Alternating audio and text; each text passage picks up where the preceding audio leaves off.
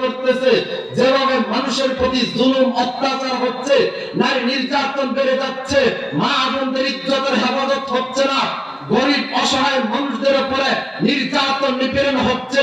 মুসলমান সমাজ যদি আজকে এভাবে জাগ্রত হয়, মুসলমান যদি আজকে ওমরের মতন খলিফার যুগকে কায়েম করতে চায়, যেভাবে তারা ওয়াজ মাহফিলের প্যান্ডেলকে কায়েম করেছে, তারা যদি চায় গোটা পৃথিবীর মধ্যে আমরা আবার কোরআন দিয়ে শাসন করব, গোটা পৃথিবীতে খেলাফত প্রতিষ্ঠা হবে, যেই পৃথিবীর মধ্যে ইনসাফ কায়েম হবে, যেই পৃথিবীর মধ্যে মানুষ মানবতাবোধ বুঝবে, যেই পৃথিবীর মধ্যে মানুষ নবীর আদর্শ বুঝবে, যেই পৃথিবীর মধ্যে মানুষ একজন মানুষ খাবে না, তেমনটা হবে না, কেউ খাবে কেউ খাবে না, কেউ পড়বে কেউ পড়বে না, এমনটা হবে না।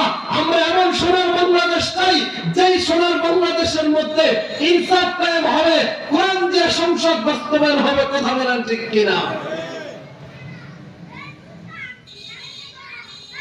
যদি ভিন্ন হয়, তাহলে গতকালকে তো দেখলেন একজন দেশপ্রেমিক, জুলাই আন্দোলনের অন্যতম মহানায়ক যিনি ছিলেন শরীফ ওসমান হাদি, তাকে নির্মমভাবে হত্যা করা হলো, শহীদ করা হলো, কিন্তু আমরা এদেশে কোনো বিচার পাই নাই।